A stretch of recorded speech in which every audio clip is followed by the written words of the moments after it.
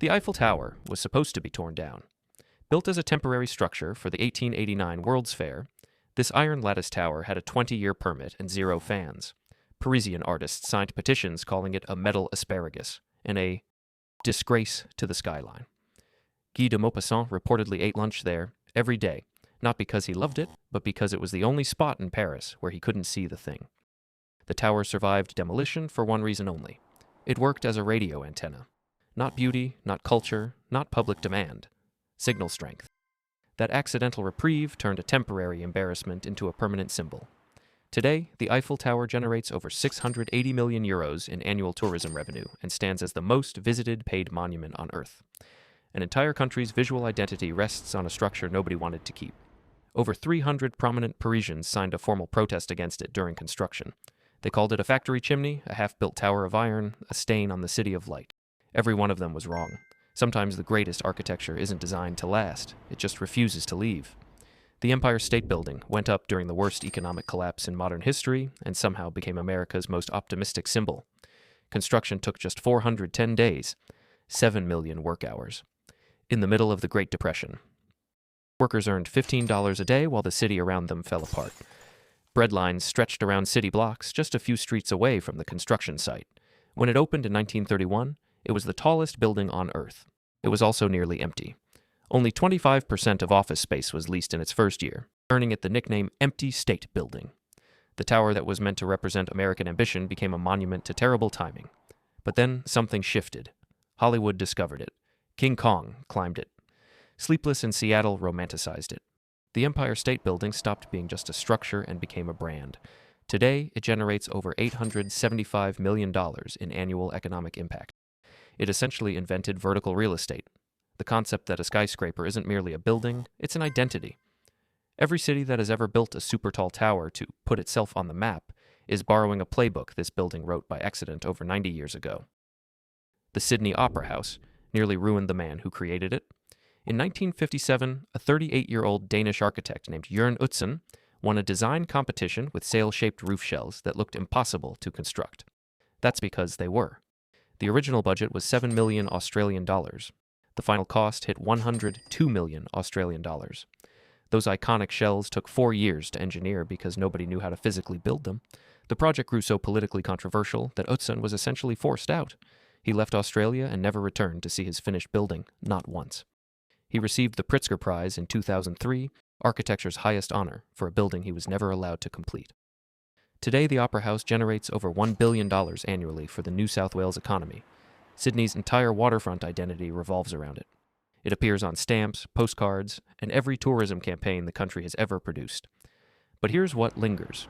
The architect who gave Australia its most recognizable image was chased out of the country before it was complete. A building that defined a nation was finished by someone else entirely. A catastrophic construction process created a genuine masterpiece, and the creator missed his own triumph. The CN Tower exists because as television signals kept bouncing off Toronto's skyscrapers. That's the whole origin story.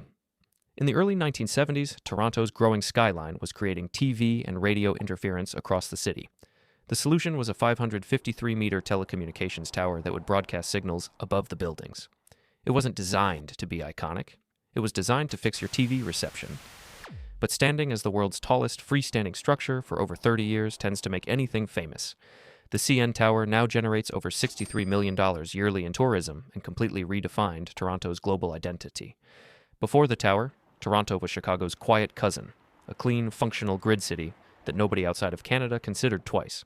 People confused it with Montreal. After the tower went up, the skyline became instantly recognizable worldwide.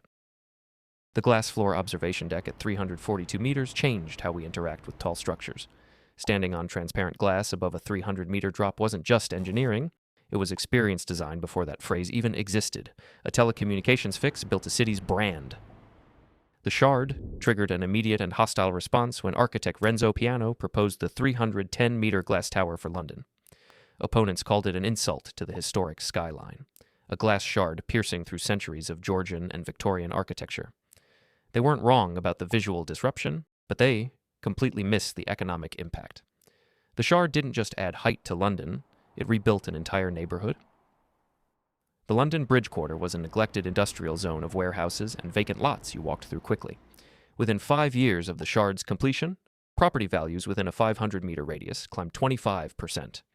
A forgotten stretch of the city became a premium mixed-use district almost overnight. The building itself holds offices, restaurants, a luxury hotel, and private residences, a vertical city concept that developers worldwide now copy as a blueprint. Critics spent years debating whether it looked right. Now, meanwhile, the surrounding economy focused on what it accomplished. And what it accomplished was proof that one super-tall structure could redirect an entire neighborhood's financial trajectory. Aesthetics are subjective. A 25% property value jump is not. The Oslo Opera House tells you to walk on its roof, unlike most buildings that tell you to stand outside and look up. Snøhetta architects designed the structure so the rooftop slopes directly from street level into the harbor, forming a public plaza that anyone can walk, sit, or rest on. No ticket needed, no barriers. The white marble and granite exterior makes it look like an iceberg rising from the fjord. Before it opened in 2008, the Bjørvika district was an industrial wasteland. Highway overpasses, shipping containers, the kind of waterfront every city neglects. Nobody walked there voluntarily. Construction cost $527 million. But the neighborhood transformation it sparked generated billions in new development. Restaurants, offices, and residential towers all followed the Opera House into a district that previously had zero appeal.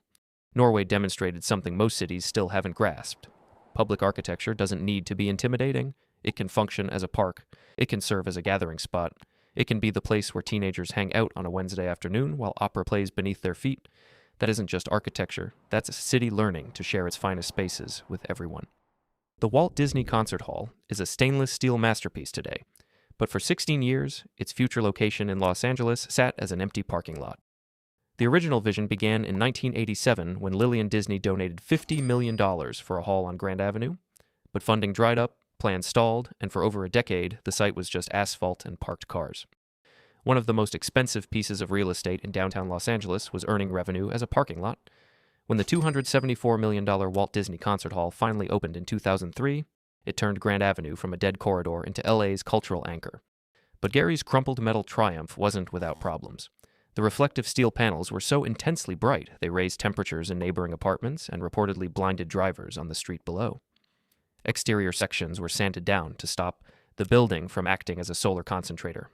A deeply flawed, wildly ambitious structure that proved bold architecture could revive dead urban zones, even in car-obsessed Los Angeles. But here's the thing. If you think one Gary building transforming a single LA street is impressive, wait until you see what the same architect did to an entire city on the edge of collapse. The Guggenheim Museum was the Basque government's visionary, or perhaps a reckless, an answer to a city running out of time. In 1990, Bilbao's unemployment hovered above 25%. The port industry had collapsed and residents were leaving as the city hollowed out. The bold plan was to spend $89 million on a titanium-clad museum designed by Frank Gehry in a failing industrial district. Critics called it madness, questioning spending money on art while factories sat vacant. Then it opened. Over 1 million visitors showed up in the first year alone. For context, the city's entire population is only 350,000. Hotels filled up. Restaurants launched. Businesses followed the foot traffic. Within 3 years, the Guggenheim generated over $500 million in economic activity. Urban planners coined a term for it, the Bilbao effect, the principle that a single bold architectural investment can reverse an entire city's decline. Every building on this list changed its situ in some meaningful way. The Eiffel Tower became an identity. The Opera House became a waterfront. The Shard became an economic catalyst. But Bilbao was different. Bilbao wasn't merely changed by a building, it was rescued by one. A city that was emptying out, losing hope, watching its industries vanish, was turned around by a single museum covered in titanium panels. That's the difference between architecture as decoration and architecture as strategy. Comment below. Which building changed your city the most? Subscribe so you don't miss future videos.